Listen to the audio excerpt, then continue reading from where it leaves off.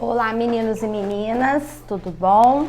Hoje a gente vai para mais uma videoaula sobre Revolução Francesa. A gente vai continuar estudando os movimentos que surgiram a partir do movimento do Iluminismo, que foi um movimento filosófico que a gente estudou na última microaula que a gente teve, certo? Então, a Revolução Francesa, ela vai acontecer entre o período de 1789 e 1799, vão ser 10 anos desse movimento revolucionário. Vai acontecer no século XVIII, dentro da França, óbvio, né, francesa. E quais vão ser os fatores que vão levar a essa crise dentro da França? Primeiro, vai ser, né, essas ideias iluministas que vão fomentar dentro dessa sociedade francesa uma mudança, já que a França vivia uma situação, uma organização política e social que desagradava a maioria das pessoas, principalmente a burguesia, que a gente já estudou, que eram os comerciantes, e o dono das indústrias, das fábricas que estavam começando a se espalhar pelo mundo, né, da Inglaterra. Esses burgueses capitalistas, eles estavam chegando na França, muitos franceses já eram burgueses, então eles queriam mais direitos políticos, já que eles tinham dinheiro, mas não tinham poder político, certo? Então, o desenvolvimento do capitalismo está diretamente relacionado a esses ideais revolucionários, né? A burguesia que está crescendo, essas ideias iluministas dando, né, direitos a esse povo, direitos à burguesia, direitos, inclusive direitos financeiros, né, como a gente viu, né, no liberalismo do Adam Smith. Então, esse grupo, a burguesia, queria poder, já que eles tinham dinheiro, certo? A França, gente, ela era dividida em 3 grupos sociais, que é o que a gente chama de 3 estados. Era uma divisão social que acabava beneficiando os primeiros estados, o clero e a nobreza, e dificultava, né, sempre sobrava para o povo o pagamento dos impostos, o pagamento das dívidas e os trabalhos mais pesados. Como é que era essa divisão? O primeiro estado era o clero, que eram os membros da Igreja Católica, formados por esse grupo religioso. O segundo estado era formado pela nobreza, que eram os antigos donos de terra, os antigos senhores feudais, lá da época da Idade Média. E o terceiro estado era formado por todo o povo, desde o camponês pé rapado, o artesão, o desempregado, o mendigo, que fazia parte da sociedade francesa, até o maior burguês, o dono de um banco, o dono de um grande centro comercial dentro da França, estava nesse grupo do terceiro estado, porque eles tinham obrigações, deveres, mas eles não tinham direitos, certo? E essa que a gente chama de uma organização formada pelo antigo regime, ainda estruturada no antigo regime, estruturada ainda no sistema lá da Idade Média, lá do feudalismo europeu, certo? A França vai passar por uma crise financeira causada por má administração do rei Luís XVI. Ele vai ter um aumento do déficit político, ele vai participar de guerras, principalmente ele vai se envolver numa guerra que não era dele, ele vai enviar as tropas francesas para lutar lá nos Estados Unidos, defendendo o exército dos Estados Unidos contra a Inglaterra. Então ele vai mandar esse exército para a guerra. E guerra, já falei isso com vocês, toda vez que um povo, né, que um país manda um grupo para a guerra, tem que pagar comida, roupa, moradia, remédio, arma, e tudo isso é muito caro. Uma guerra é muito cara e quem paga é o povo. A nobreza e o clero, elas gastavam muito, eles tinham muitos privilégios e eles não pagavam impostos. O clero e a nobreza, eles tinham os direitos sobre o governo da França, mas eles não tinham os deveres. Eles não pagavam impostos, mas eles usurpavam o dinheiro do terceiro estado. Então, o imposto que era produzido pelo terceiro estado servia para custear os banquetes da nobreza, servia para custear os banquetes do clero, as festas luxuosíssimas, os palácios, as roupas, tudo isso que o clero e a nobreza faziam era patrocinado pelo povo, certo? As causas imediatas vão ser quais, né? vai haver uma seca dentro da França horrorosa e vai ter uma colheita péssima no ano de 1789. Com isso vai haver uma inflação, alta dos preços, principalmente da comida. A maioria das pessoas vão começar a passar fome, essas pessoas vão começar a se revoltar nas ruas, fazer manifestações nas ruas.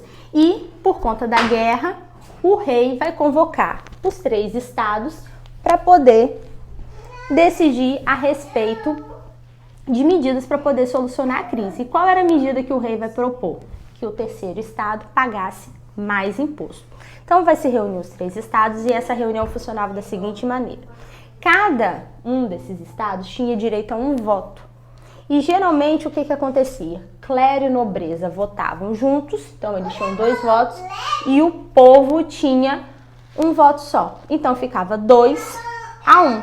2 votos para o povo, 2 votos para a nobreza e o clero e 1 voto para o povo. Então sempre quem ganhava era a nobreza e o clero, e quem ficava no prejuízo era o povo. Só que dessa vez o povo não aceitou perder a eleição dos Estados Gerais.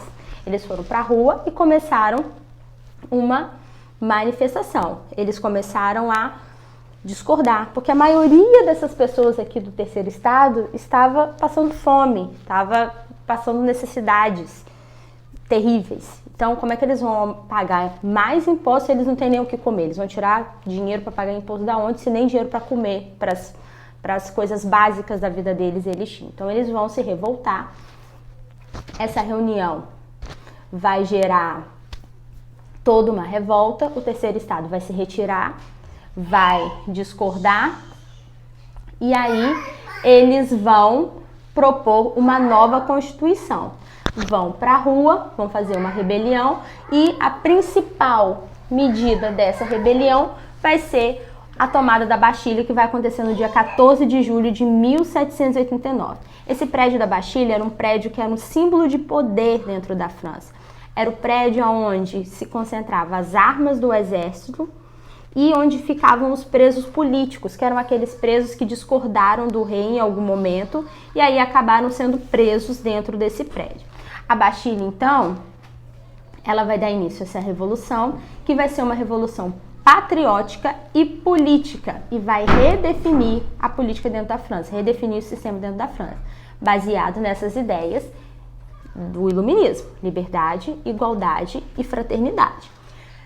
Dentre esses movimentos que vão acontecer depois dessa queda da Bastilha, né, que aí o terceiro estado vai começar a se organizar, eles vão, em 1789, né, no mesmo ano da queda da Bastilha, proclamar um documento, né, redigir um documento baseado nos ideais iluministas, que vai ser a Declaração dos Direitos do Homem e do Cidadão.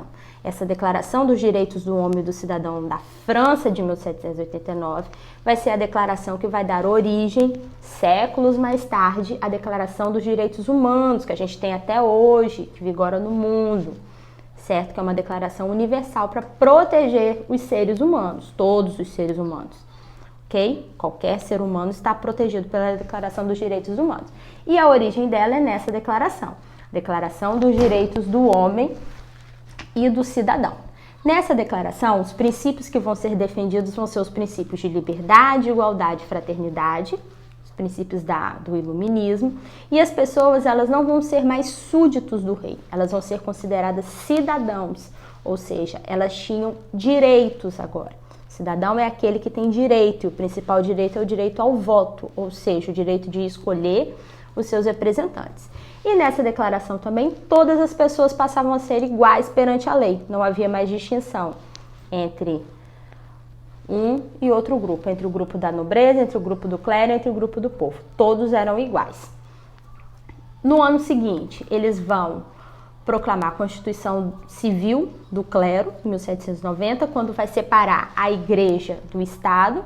Agora o clero, a igreja era uma instituição e o Estado, o governo, era outra instituição. Eles não estavam mais ligados, não havia mais essa subordinação entre um e outro. A divisão do clero, né? Eles vão jurar que não vão mais interferir no governo e eles, lógico, vão ser contra a revolução porque eles estão perdendo direito. Mas isso não vai impedir que a revolução ela continue acontecendo. eles vão implantar uma monarquia constitucional, ou seja, o rei ele vai ter que obedecer à Constituição. O que é uma Constituição, oitavo ano? Constituição é o conjunto de leis de um país. Todo país tem uma Constituição, que são as leis que regem todas essas pessoas. A gente tem visto no Brasil se falar muito de Constituição. Constituição são as nossas leis, são as leis que regem o nosso país e que elas servem para nos proteger, né, de determinados abusos de poder e de crimes que possam ser cometidos contra nós e também nos punir caso a gente cometa algum crime. Então vai ter essa Constituição dentro da França e o rei ele vai ser obrigado a obedecer essa Constituição, ou seja, ele não podia mais tomar as decisões da cabeça dele, ele tinha que obedecer às leis que foi estabelecida pelo povo. Nessa Constituição, ela foi promulgada em 1791, continuava preservando o poder do rei, continuava, o país agora ia ser dividido em 3 poderes, como no Brasil, legislativo, executivo e judiciário. Um poder tem a função de limitar o poder do outro e completar o poder do outro. Então, um fiscaliza o poder do outro e limita o poder do outro. Porque se um tiver mais poder do que o outro, acaba que um se torna um ditador e os outros poderes ficam subordinados a ele. Então, precisa haver essa divisão. E o poder do rei, então, vai ser limitado pelo judiciário e pelo legislativo dentro dessa Constituição francesa. O voto ele vai ser censitário, ou seja, dependendo da quantidade de dinheiro que você tinha direito ao voto. Isso favorecia a burguesia, porque tinham muitos burgueses com dinheiro. O povo continua sem poder. Então, quem vai assumir o poder agora dentro da França, quem vai começar a ter poder, é a burguesia. E aí o terceiro estado, né, que era o povo, que era esse grupo aqui, eles vão se dividir em 3 partidos políticos. O Partido dos Jacobinos, também chamados de montanhenses, que eram o partido dos mais radicais, era o grupo formado por aqueles que eram mais radicais nos ideais do iluminismo. O Partido da Planície, que era um partido que ficava no meio termo, ficava no centro, não tomava uma posição nem muito de esquerda, nem muito de direita, e é daqui da Revolução Francesa que vem essa ideia de direita e esquerda, que a gente tem ouvido falar muito na política brasileira hoje, vem daqui, e os girondinos, que eram os burgueses monarquistas, que eram aqueles mais moderados, aqueles que queriam reformas, mas que não fossem reformas muito radicais. Os jacobinos, que eram os mais radicais, eles sentavam à esquerda do parlamento. Os girondinos sentavam à direita do parlamento. Por isso que até nos dias de hoje a gente tem esse costume de falar que partidos que defendem ideias mais radicais, ideias políticas e sociais mais radicais, eles são chamados de partidos de esquerda, e os partidos mais conservadores, que não querem tantas mudanças políticas, econômicas e sociais, são chamados de partidos de direita, certo? A gente tem escutado muito isso nos últimos anos no Brasil e vem daqui da Revolução Francesa, porque os jacobinos se sentavam à esquerda e os girondinos se sentavam à direita. Um era mais radical, né, mais liberal, e o outro era mais conservador. Os liberais à direita, os conservadores à esquerda, certo? Esse rei, né, Luís XVI, então, ele vai fazer o quê? Ele, no meio disso tudo, né, ele estava insatisfeito, e aí ele vai ter uma ideia, junto com alguns nobres, de fugir para poder conseguir aliados fora da França, com outros monarquistas, para ele retornar à França e assumir o trono e os poderes que ele tinha antes da Revolução. Só que no meio do caminho, ele vai ser capturado pelo exército revolucionário, vai ser preso e ele vai passar a ser considerado traidor, porque ele vai tentar apoiar estrangeiros e nobres que queriam fugir do país e tentar restaurar o absolutismo. Então ele vai ser considerado traidor. E aí vem a fase da Convenção Nacional. Com a prisão do rei, a França deixa de ser uma monarquia, vai se tornar uma república, vai ser um período de muita radicalização. Luís XVI, ele vai ser, né, depois de preso, ele vai ser julgado e vai ser condenado à morte. Ele vai ser executado em praça pública vai ser decapitado na guilhotina, vai perder sua cabeça, literalmente, ficar sem sua cabecinha agarradinha no pescoço. E depois disso aí, a França se torna uma república e nós vamos ter, então, um outro evento que vai ser a Convenção Montanhesa, que vai se propor uma nova Constituição de 1793, dando voto a todas as pessoas. O voto não era mais censitário. Todos os cidadãos franceses tinham direito a voto. E aí a gente vai ter o período que é a fase do terror, que é o período em que os jacobinos, aquele grupo mais radical que se sentava à esquerda do parlamento, eles assumem o poder dentro da França. No começo eles vão iniciar o seu governo com medidas que favoreciam uma parcela maior da população. Então eles vão propor medidas mesmo para tentar conter a desigualdade social. Mas à medida que eles vão ganhando poder, eles se perdem. E aí a gente vai ter um massacre em massa dentro da França. Pessoas vão morrer diariamente executadas em praça pública por conta desse governo jacobino. Eles vão criar, né? O líder deles primeiro era o Robespierre, que ele vai acabar se tornando um ditador.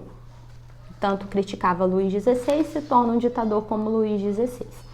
Eles vão criar o Comitê da Salvação Pública, né, vão organizar um exército de cidadãos para poder conter os invasores, porque muitos países ao redor da França se organizaram para poder invadir a França e acabar com a Revolução.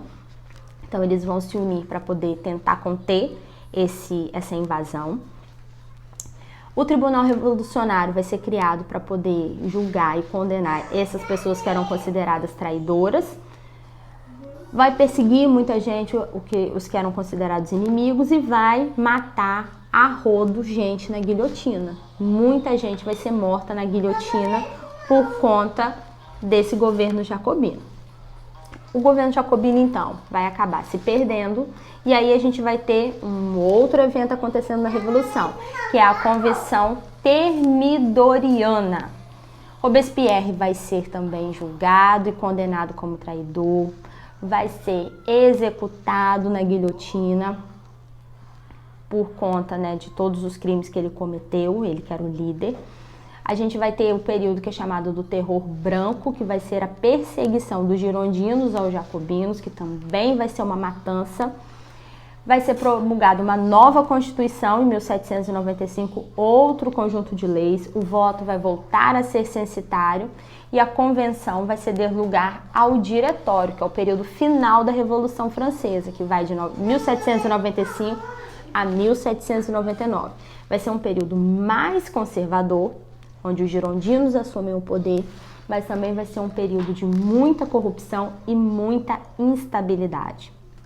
A gente vai ter muitas evoluções, rebeliões acontecendo, tentativas de golpe.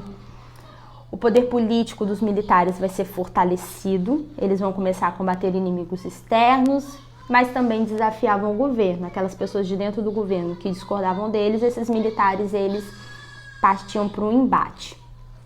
E vão começar a ganhar prestígio entre a população de maneira geral, que não sabia desses detalhes que aconteciam por detrás dos panos. E entre esses homens que vai ganhar prestígio vai ser um general chamado Napoleão Bonaparte, que era um moço baixinho, mas muito esperto, né, como todos os baixinhos são. Ele vai se organizar enquanto líder e junto com o apoio desses girondinos ele vai dar um golpe de Estado em 1799, que é o que a gente chama de golpe do 18 Brumário. E ele vai assumir o poder dentro da França revolucionária, mas é o que a gente vai ver na próxima aula, ok? Espero que vocês tenham gostado. Ficou meio grande, né? Mas é que o conteúdo é grande. Espero que vocês tenham gostado. Qualquer coisa chama no WhatsApp, e assim que eu puder, eu respondo e tiro as dúvidas de vocês. Ok? Beijos, até a próxima!